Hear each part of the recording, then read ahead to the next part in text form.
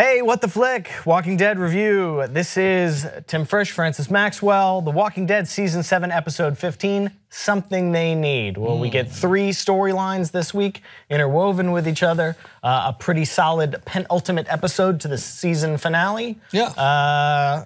The quick recap is that we have Rick and the other Alexandrians storming Oceanside to get their guns, the something we need.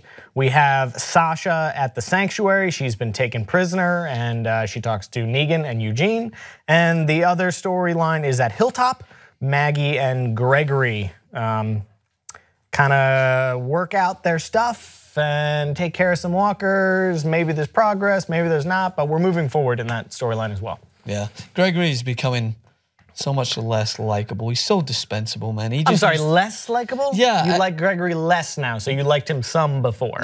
Yeah, well, I guess I felt sorry for him. I get that he was like he still had the suit on. He was still trying to be like this almost diplomatic figure that kind of helped keep things in order. And now he's just becoming so useless. Like, we know he's useless, but as was proven in this episode, he pretends that he could fight walkers off. He can't. Maggie had to help him, and he was putting on this whole facade as like, I won't let the pregnant lady fight for me. Like, you're already going to be at a disadvantage. And she's like, nah, you're basically struggling right here. So, yeah, and he's got a secret. Of course, he knows. Like, in the previous episode, we saw him talking to Simon, who, by the way, next to Negan, on a quick tangent, is easily, for me, one of the best actors in this show. Oh, yeah. I love him as an actor. He was in Westworld as well, and I thought he was phenomenal in Westworld. And he plays one of the main protagonists in Grand Theft Auto 5. Yes, very much so. He's just animated but yeah, he's just a very, very good at, like, even there's one scene where he's like, people say I have a very expressive face, and then the next scene he's like, gelato. And I'm like, you do. So I'm a big fan of his. I don't want to see him die, which I think he probably will end up dying. But yeah, so we know Gregory's got some sort of communication going there because he feels threatened in his own environment. He feels that people are becoming more aware how useless he is. And the fact is they don't need him around to run things, that Maggie, as we assume, is going to be a very good step-in leader. And he asks her the question, like, why are you still here? And you know that's a question that's kind of haunting him. He had that kind of Smeagol-ish moment from Lord of the Rings where he had the knife and he kind of was like, should I not? And then he kind of snapped back into it. So yeah, he's just becoming more and more dispensable to me, I think, as this goes on. And he's getting tequila, so we know that there's a line of communication and he's planning to go towards the Saviors. I agree with your analysis. Thank you. Although I don't think that Gregory's machinations are going to come to fruition the way he thinks that they are. Yeah. At least not in the sanctuary. We also see Oceanside again this season. I don't think we've seen it since early last half season. Yes. Tara goes back on her promise and she tells Rick and the other Alexandrians where Oceanside is. They go for the guns. Tara comes up with this plan, or maybe Rick does, that she's going to go in, use diplomacy, see if that works, and if not, we're coming, this is happening, we're taking the guns, this is how it's going. It felt very much like a season 6 Alexandria group, where they were a well-oiled machine, they could do no wrong, they were organized, they had a plan, they executed, everything went according. That's way, way before Negan. Yeah, I agree. Well, it feels like they've gained some of their confidence back with the shift in the ideology that they're going to fight back. When they were just simply playing victim, to Negan being in control, they were kind of, no one really knew what to do, and they take inspiration from Rick stepping forward. But it seems like even Tara, she's caught on to this new wave of confidence. She's coming in, she's like, well, they're going to take it either way. At least I'm going to try and reason with them. I did feel that I felt like they could have made a stronger case to the group at Oceanside as to why they should join them. I felt like it became, you're either going to just join us and give up everything, or you're just going to give up everything and not join us. You know, I felt like they never gave them much of a compelling reason, because there's a reason there. Like, they had there's no men in their life because of the Saviors. None whatsoever. I think they're strong, independent ladies that don't need no. But that's the thing. So therefore, it comes back to, if you're not going to give them a strong enough reason, then like it almost feels that they're bullying this group into doing something that they don't need to do. Because if they're happily functioning without the men in their life that were taken away by the Saviors, then what makes Rick's group any different from the Saviors then? See, that's a real good question. And I wish they had explored that idea a little bit further, because this power play is very much a Negan power play. I'm gonna come and I'm gonna take all of your guns. Like, that's the result. The reasons are different. Like, I'm gonna use them to do, truth and justice in the American way, and I'll bring your guns back when we're done, and we'd love your help. But it's, the result is still very Negan-esque. Yeah. We need your guns. Give them to us. This is not a negotiation. Yeah. So regardless of the reasoning as to what their result they want to try and aim to get, it's still, there's not much in it for those women that they're leaving at a disadvantage. That's where I was I think that they purposely did it so that there was that confusion as to what's now the difference between Alexandra and the Saviors. I think that was why they wanted to pose that question. And I wish it would have stratified the group. Yeah. Because it was easy to punch out one woman that was speaking up. Yeah. Natanya, just straight down. Our own She's an old lady, granddaughter. right? Like, had half the group been on her side and half the group wanted to go fight, then we have internal struggle and conflict, and it's not just a quick and easy, well, we're out, we're taking the guns, so long, middle finger to the little kid. Yeah, and you get, I guess that was part of the reason that they didn't explore it more so, is because I think they wanted to stress the idea that they are very young, this group. There's a couple of leaders that are old, but it's a lot of young girls, and a lot of them in this situation, I guess they are still, a lot of them are still holding up that rage towards the Saviors. And that's why they collectively kind of want to fight back, because they've not gotten over it. I think that, as you mentioned with the leader, the kind of older, wiser head of the group, thinks that it's just going to get worse. She has no real, when you think about it, she's not got much to fight for other than just preserving what they have. I don't think she's looking into the future as much as what some of these young girls are looking into. But I think that's the mantra of their whole group, is that we tried it the other way. It was awful. It didn't work. We ran away. Like, hiding from the Saviors is a perfectly viable strategy. It's only good for one group. Everyone can't do that. Yeah.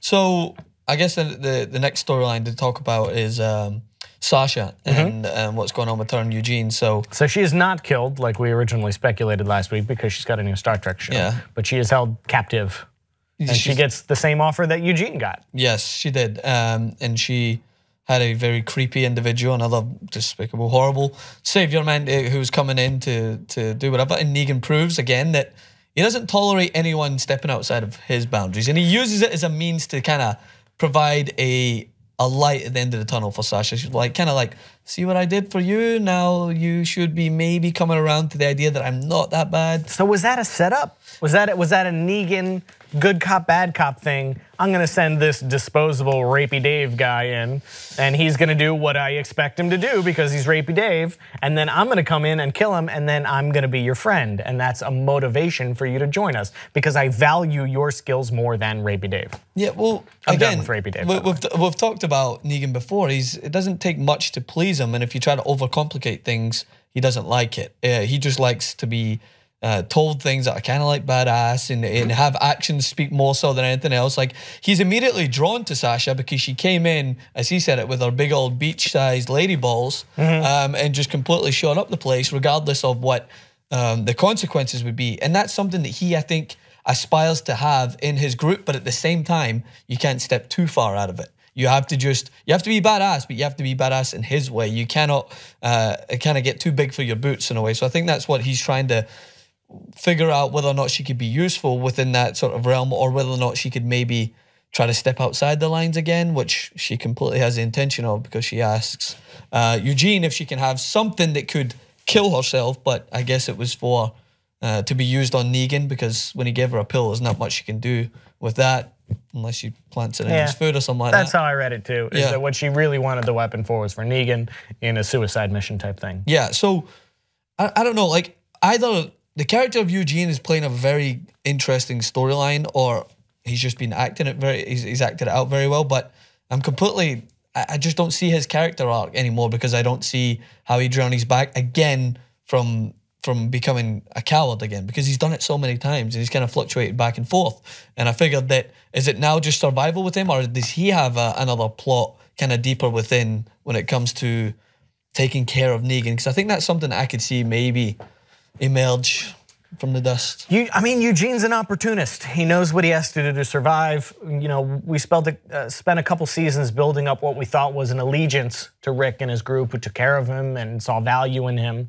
But now he's in a situation where he's captured by Negan, and there's to him, no sense in being brave like Sasha's being. Yeah. You know, even if it started off as a con, you know, a way to get in, now it's survival, and now he's thriving with Negan and the Saviors, and maybe it's for real now. I mean, all the dialogue from Eugene in this episode led me to believe that Eugene is in the Saviors now. Well, he's willing to, in a way, let his friend die and help kind of provide, obviously, the gun or the whatever it is to help her take care of it, because I think that he then doesn't want to have to worry about another person being there to remind him of that guilt, you know. So not just because she wants a way out, but also if she's there, then that reminds him of the environment that he left to go into this world. So if he sees her and she disagrees with some of the actions he's taken, he's reminded of how much of a coward he is. So I think that's why, because remember, he wasn't so willing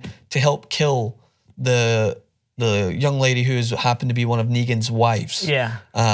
He was not willing to do that, but he seemed very willing to give it to Sasha. But remember, he was willing to be the diversion getaway RV driver back at the end of season 6. That was supposed to be his ride off into the sunset. I'm gonna help Maggie survive, and I'm gonna die doing it, and everyone will remember that I'm a hero, and I could get over my fears and cowardice for 1 minute, and that's gonna be all I need to do. Yeah.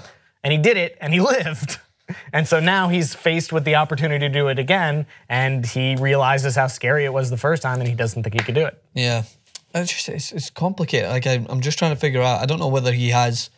I mean, he's very good at conning people. We know that, and I think that he's relatively good at keeping things close to his chest when he needs to. And he likes the simple things. I mean, he's openly willing to just sit back and let everyone else do the work, just as long as that he doesn't get hurt and anything at the end. But I just feel like it would be a waste of all that character development to not have him have a vital plot or storyline to play in the final episode.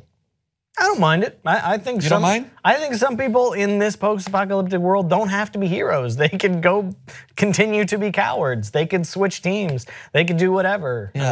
I mean, so I guess connecting the dots back from the last episode, it was Dwight. Dwight. It was Dwight, who I would say you more so, kind of alluded to him playing on both sides at some point. We've seen him constantly pushed by Negan, and especially the last straw when he had to sell out that doctor, I imagine, is that he's had it. So do you believe that he's going to be a useful tool when it comes to the final episode and the season finale? Or, I mean, I don't know. Again, I saw signs of him wanting to kind of switch over and help and bring Negan to justice, but I also seen signs of him where he had kind of shut out a lot of what kept him human, you know, and the last kind of straw that kept him human was his wife, and she seems to be no longer there. So do you see his character really playing a crucial role? Do you see him maybe being another double agent?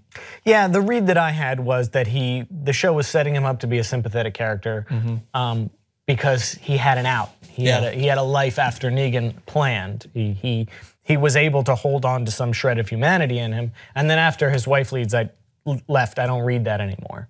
You know, he killed the doctor for his own means. You know, he left the 6-pack of beer behind, and I think his venture to Alexandria is more subterfuge than betrayal. That's what I read it as. So you think that he might? I think he's still working for Negan. That's my read anyway. Well, that's what I was kind of trying to play at, because I didn't want it to. I had that thought immediately, but I was trying to remember if there's something there that. I mean, it could be the other side of it. Like you were saying, he's got nothing really to hold himself to humanity. So therefore, why not just go after Negan in the same way? Because what's he got to lose? Like maybe he would have had that thought of crossing Negan in the past, but with his wife there, as we know, Negan likes to take everything out on someone close to you rather than just directly responding to you. So maybe now that she's gone, he's thinking, what have I got to lose? I may as well just join a group that to take care of someone, whether I die or not, someone who caused me so much more pain than I had to. Yeah, a group that's not prone to burning my face off. Yeah, very true. And maybe he wants to atone for the wrong that he did to Daryl. Yeah. That's a perfectly reasonable motivation as well. I didn't see it that way, but I mean, I'm excited to find out. It could be. Have we missed anything? I feel like is that 2 storylines we had? That was all 3. Was that all 3? We did Oceanside, we did Sasha, and we did Hilltop, Alexandria. Hilltop, yeah, we did Hilltop. Yeah. And by the way, last point I should have made at the start of that one was Gregory, the real reason I think that he doesn't know Negan. And he should know Negan, because what happened the last time someone tried to suck up to Negan and give him a little option of to maybe taking care of something, it was Spencer who got gutted in the middle of the street. So it seems like that might be his destiny. Well, this was a dense episode, as was the last episode. It almost feels as though we had like a bunch of filler this year, and now they're just kind of like rapidly catching up to all this plot. So I'm excited to see what's going to happen in the season finale next week. Yeah, because usually in the past they would have just left us in the cliffhanger of Sasha and then maybe just brought it up in the season finale. I wouldn't expect them to follow up the episode right after, especially in the moment where in the episode they talk about it. They say, "Oh, what happened with Sasha?" And then it cuts straight to her in the scene. I was like, "Whoa, Walking Dead's learned some lessons, I guess."